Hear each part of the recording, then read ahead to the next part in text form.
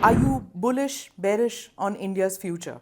Oh, I'm certainly bullish. Everyone knows that in vaccines, India's the world's leader. So we're investing with our partners here to come up with lots of new vaccines. This idea of digital connections that starts with Aadhaar and the bank accounts that you manage digitally, that's flourishing. Indian leadership is something other countries should benefit from. So going back to the G20, India stated its desire to help others. Thank you very much for speaking with ANI, Mr. Gates. You seem to be having quite a visit. You met with Chaiwala and had tea. I saw that, and you're quite the social media sensation ever since, right? But that leads me to my next question. You are aware that Prime Minister Modi had humble origins as a chaiwala, as a tea seller when he was a young lad. So the term chaiwala is associated with upward mobility now in this country. My question to you would be that, what is your opinion about Mr. Modi's vision for India? You've been to India several times. Your foundation has been working here for several years. So the India of today and say the India of 10 or 15 years back, what is your view about that? What is your view about Mr. Modi's vision for India? Well, I think the strength of India today, which in terms of economic growth and innovation, is very exciting. That's why companies like Microsoft has 25,000 people here that do absolutely amazing work. That developed over 25 years, and so a foundation was laid of educating people, and now that's paying off.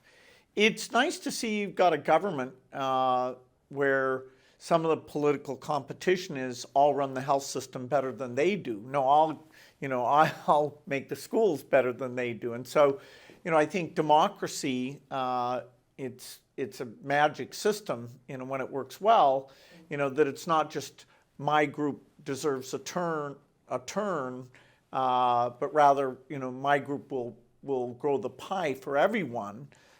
Improve the economy, improve health, improve education. And so the entire time I've been coming here, every time it's like, wow, Indian innovation is at a much higher level. And the health statistics, they're being honest about, okay, this is where we are, this is what's improved. If the foundation has some way of helping out, they're great to partner with. After your last meeting with Mr. Modi, and you said, and I quote, "We talked about India's incredible progress and how Indian innovation can benefit the world." You've been investing and working in India for several years. Are you bullish, bearish on India's future? Oh, I'm certainly bullish. The rate of improvement in a lot of the key areas is very, very strong. Everyone knows that in vaccines, India's the world's leader. So we're investing with our partners here to come up with lots of new vaccines. A diagnostics industry has come out of some of the work in the pandemic.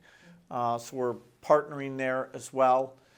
This idea of digital connections that starts with Aadhaar and the bank accounts that you manage digitally, that's flourishing, and so we see in agriculture now they're registering the farmers and giving them advance notice. And so that Indian leadership is something other countries should benefit from. So going back to the G20, India stated its desire to help others, and we're a partner with India. In fact, speaking with the External Affairs Minister today about what countries could we accelerate. They are getting some of these benefits that have been so incredible here in India. Mm-hmm. You mentioned vaccines. So I'm going to come to these conspiracy theories which revolve around you. And the reason I'm saying that, Mr. Gates, is because you have been investing in India and you plan to invest more, especially towards poverty alleviation, gender justice, and things like that. So it's better to lift the veil of these conspiracies that come around you, to have a more trusting population. So the question I have is regarding some of your statements about vaccines. The disinformation, misinformation, whatever you may term it, is still around about the patents issue. What did you say and what did you mean then? I'm not sure what you're referring to. In the case of COVID vaccines, Yes, COVID vaccine. the AstraZeneca vaccine was available to any vaccine manufacturer. And in fact, it's very impressive that we helped fund Serum with $300 million. They did many things, but they took the AstraZeneca and got it into production very, very quickly. But that AstraZeneca vaccine was available to any manufacturer, and as long as it was sold at a low price, there was no fee involved whatsoever. And so that really was the pharmaceutical industry, both the West and India working together in an exemplary way. Right. You've long been a proponent about population control and how that is necessary for poverty alleviation and for growth, for development. Tell us the work that your foundation does with regard to gender justice, gender health, and poverty alleviation. Well, the word population control is not something that we're connected with in any way. We do think that women who want family planning tools, they should be available. And so our work is just, when there's that demand, how do you make it lower cost? How do you make it more convenient? How do you reduce the side effects? And so there's been great progress in helping women who want to use those tools have them available. So you don't think that those are connected? Population control, lower birth rate, and development and gender justice, more rights for women, women's health? Well, women should be able to choose, do they want to have a lot of children or very few children? It turns out as countries get rich, on average, women choose to have less children. They enter the workforce more, they put more attention per child, but those are completely voluntary decisions that, it's great. They should have as many as they want or as few as they want. You've said before that India has, and I quote, India has a deep understanding of the problems and great capacity to solve them. What are some of these examples of capacity that you have encountered in your work in India and the capacity to resolve these issues?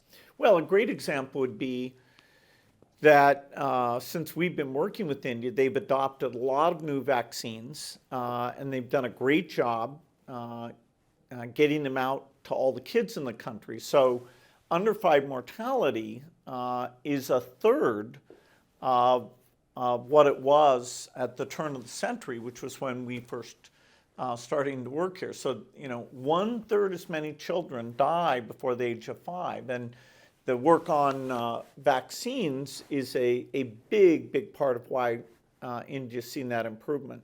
A question I've always wanted to ask, and I'm glad I have the opportunity today. At 32, the world's youngest billionaire, and as a granddad, you start giving away your wealth. Why are you giving away your wealth? Well, I'll let my kids have some money so that they're comfortable, but I don't need the money for my own spending, and I think having a limited amount be inherited means that the rest of it's available to give back to society and try to improve things as much as possible. I'm very lucky that Microsoft was so successful. It generated gigantic wealth, and I was able to find things like vaccines or malaria or malnutrition that would not be solved without philanthropy. That is, people are malnourished. It's not a big enough market that companies were responding to that, and so through partnerships with governments, I see a path to really eliminate a lot of these awful problems. At what point in your life did you feel that making money, being wealthy, is not holding that much significance as it did? Well, I was in a upper middle class family, so I've never, been in what you'd call tough circumstances. My parents sent me to a great private school.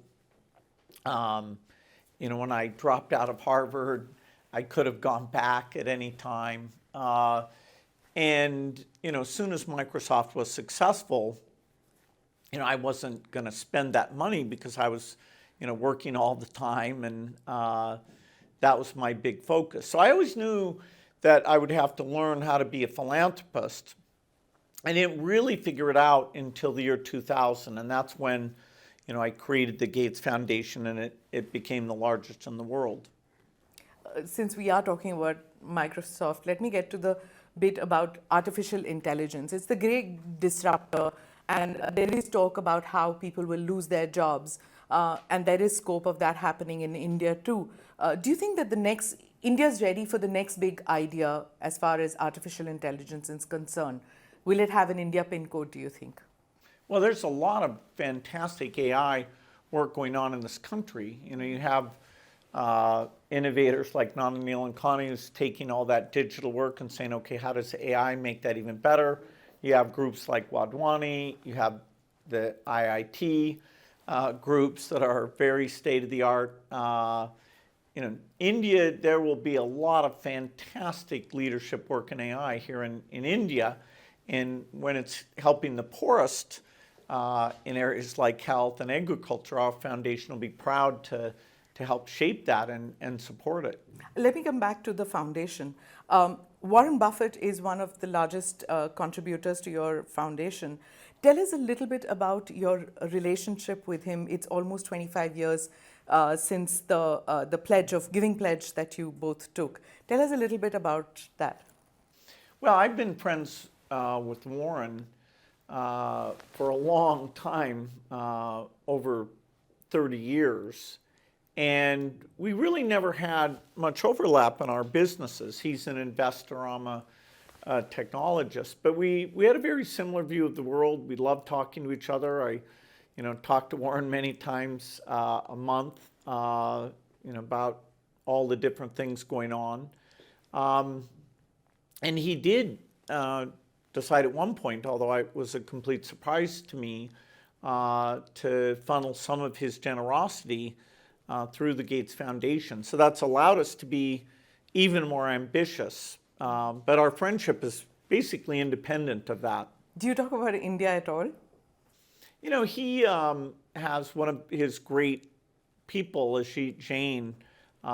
He gives full credit for a lot of the success of Berkshire. And so I've gotten to be friends with Ajit as well, who's just an amazing person. Mm-hmm. Warren hasn't been to India a lot, and so he wouldn't claim, any deep knowledge. But as we talk about good things going on in the world, the growth of the Indian economy is definitely a real positive. What are the plans ahead for the foundation, the long-term plans regarding India? Well, we do more in India than any country in the world. We're proving out here in India things like how do we finally solve malnutrition. We do some work in agriculture. We do some work in sanitation. We're pretty broad here, and we feel great about the partnerships we have. And so it's, we have very ambitious goals that will benefit not only India, but the entire world. And finally, last question, how has your work with the Gates Foundation influenced your perspective about global health and development? Well, in the year 2000, I was just a student, and I was amazed that the needs of the poorest were so ignored. Diseases like malaria or conditions like malnutrition were just so underinvested in. And, the market doesn't drive dollars towards those problems because they're the problems of the poorest. And so, I was glad that I found philanthropic causes where I could take my skill of organizing scientists and making big bets and building partnerships and have impact and it's worked out better than I ever expected it would. The world up until the pandemic, the greatest improvement in human health actually came from the year 2000 to the start of the pandemic, and our foundation and partners participated in something that went incredibly well. Now, since the pandemic, things are off track. We have a lot of instability in the world, so we need to work hard to get back on that, the rate of improvement that we had since the turn of the century. Thank you so much, Mr. Gates. Thank All the you. best. All the best to you.